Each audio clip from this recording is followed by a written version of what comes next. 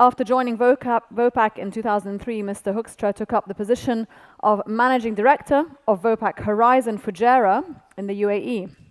In 2005, he relocated to Buenos Aires in Argentina, where he assumed the position of President of VOPAK Latin America. And in 2008, he was appointed the Division President of VOPAK Asia in Singapore. So we look forward to welcoming him to the stage now for his presentation. Thank you.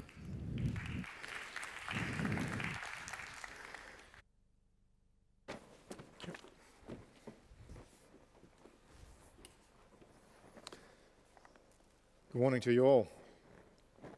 Your Excellencies, distinguished guests, all members of the Gulf Petrochemical Association. I'd like to thank the GPCA and Dr. Sadoun in particular, members of the committee, for inviting me to speak to you here today. And it's great to be here in this morning to elaborate on the developments with respect to logistics globally. I'm sure that you're keenly watching all the developments that are taking place in the world today. And you've heard several speakers yesterday on how the Middle East can remain competitive. What I'd like to do is to share with you Royal VOPAK's view as a player in the global logistics industry on how we see the developments in the future.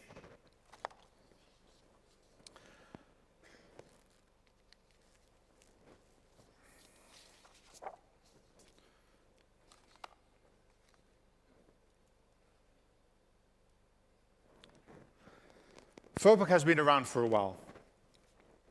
We have been celebrating 400 years of history. But I hope that you forgive me that I'll limit myself to recent history. When you look at the oil industry in the past 10 years, what you see is that refineries have become bigger, some more complex and more costly. The result is that, first of all, that oil is being refined in larger quantities in fewer locations. And second, that product is being shipped from major hubs over longer distances in the world. What I want to examine in my talk today is whether we are witnessing similar changes in the chemical industry. Crackers and plants have become larger and more complex, requiring greater investments and enhanced skills to operate them. We all know that. But we do sufficiently realize what the consequences of these developments are for logistics. And did logistics keep pace with the requirements of modern petrochemical sites? To explain where we come from, allow me to share just a little bit of Royal VOPAK. It all started in 1616 with a small company that was established as the Blauwhoede Veen. They were a group of carriers in the port of Amsterdam, at the center of trade and commerce in Europe. Our ancestors were simple carriers, but they earned themselves the trust of powerful merchants. These merchants handed them the keys to the warehouses where they would deposit valuable goods they had carried from the ships to keep in safe custody. It all started with sugar, tea, silk, and whalebones. We stored our first oil in 1862, when the first barrels reached the port of Rotterdam, where Royal VOPAK has its headquarters today. Today we moved from tea to LNG. We are now the world's largest independent tank storage company in the world. Operate a global network of terminals along the major shipping routes. At 67 terminals in 25 countries, we store and handle all types of oil, chemicals, vegetables, gases, and since the last 5 years, LNG. Our mission is to provide safe, efficient, and clean storage and handling services. We focus on 4 main categories of terminals: hub, distribution, gases, and industrial terminals. Most of our oil business is in major hubs around the world. The key shipping lanes where large parcels of crude and clean products are moved, and break-bulk operations take place. Our distribution terminals cater for smaller, specialized grades of chemicals, base oils and veg oils, which serve in the end markets in closer proximity. Gas terminals are typically LNG and LPG terminals, pipeline linked to the gas grids, to power consumers, or to crackers for which they provide the required feedstock.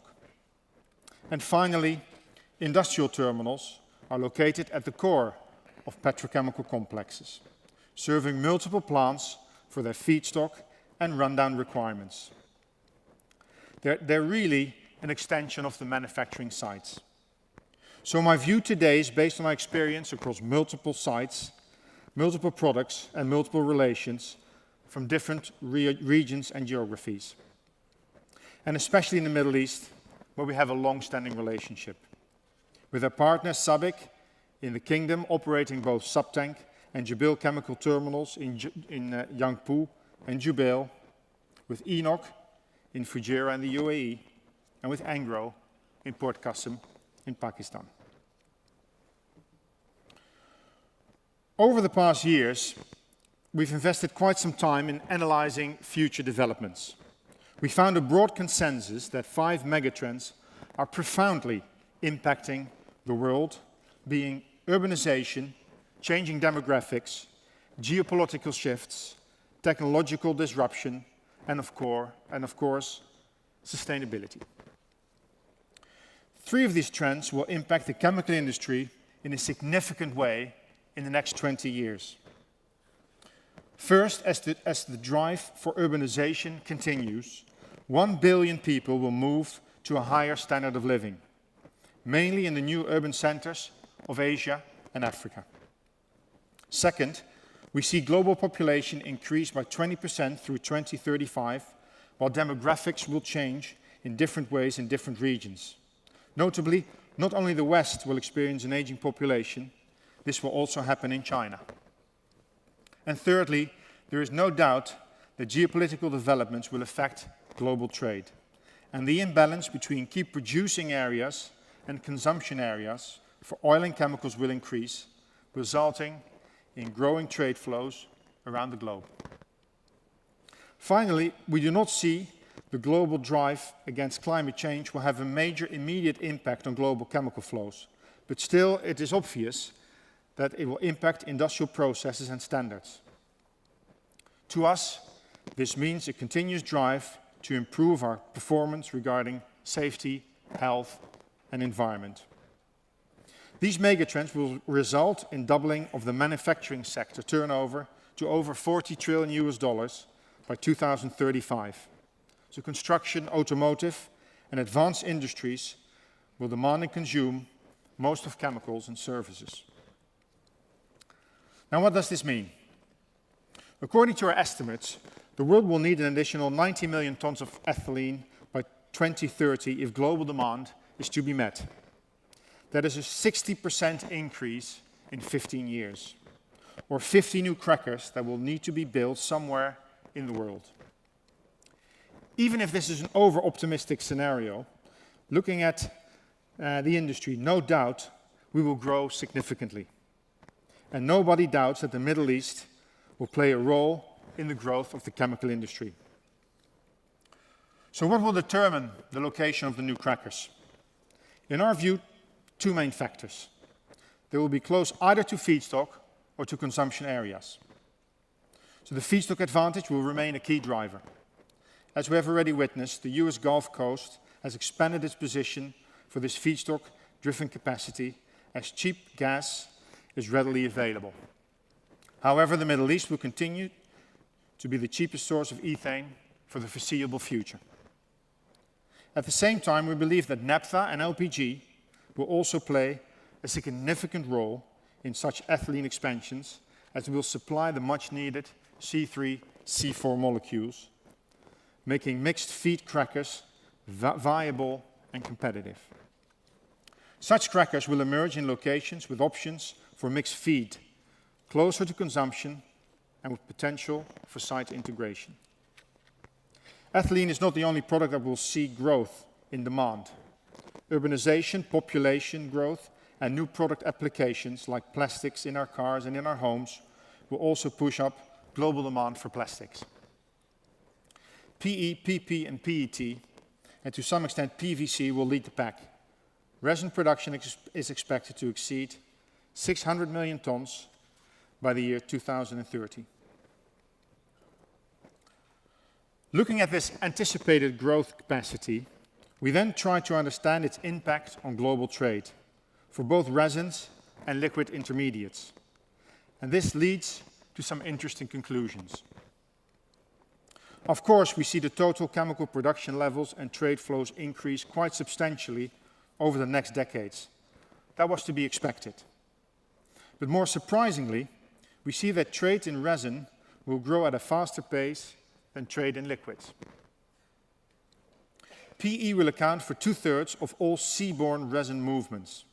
And total trade in liquids will grow as well, but total production of liquids in chemicals will grow faster. This is a significant departure from developments in the oil industry, where trade has grown even more than production. So why would trade in liquids lag behind trade in solids? The reason is both simple as it is significant.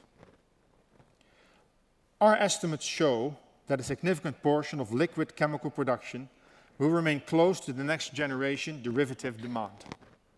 This is due to the emergence of more large-scale complexes. We see upstream feed integration to gas and naphtha and downstream connectivity to C3 and C4 derivative capacity. This mirrors developments in large-scale complexes in the oil industry. While this integration will happen in the US Gulf Coast for ethane, the Middle East and Asia will see more naphtha LPG mixed feed clusters. Examples of new projects such as Sadara's huge complex in Jubail, Pengerang's Petronas integrated complex in Malaysia, and ethane-based projects in the US Gulf in the United States. The consequences for logistics are significant. It means that for the clusters to be successful, safe and efficient storage and handling of liquid flows inside the petrochemical clusters will be crucial. It will be crucial both to optimize opportunities for export as well to secure reliable flows to feed other plants inside the cluster. There are lessons to be learned here from the past. After all, clusters have been developed in the world for more than 50 years.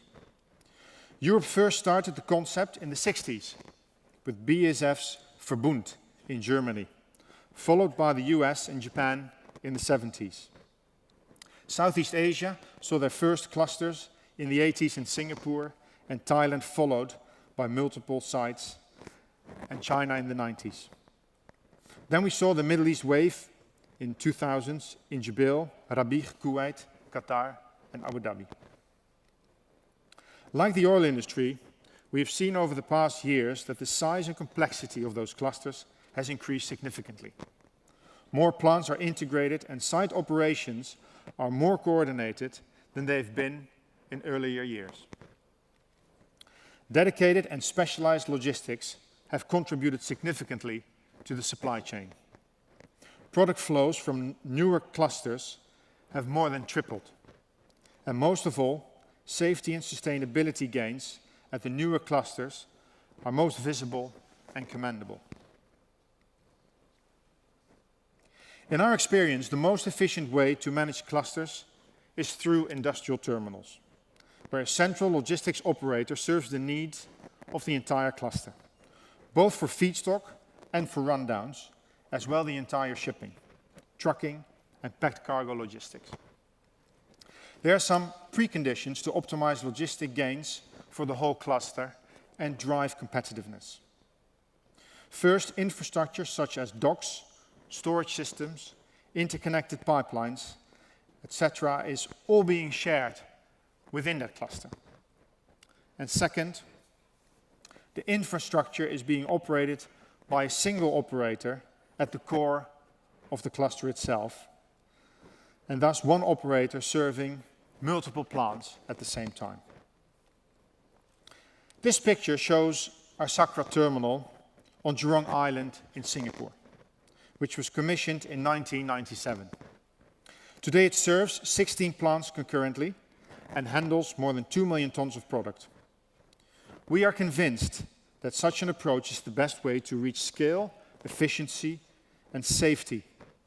Industrial terminals are built to purpose for a longer period of time. Let me share with you some figures based on our 40+ years of experience. We started our first industrial terminal back in 1973 in Houston.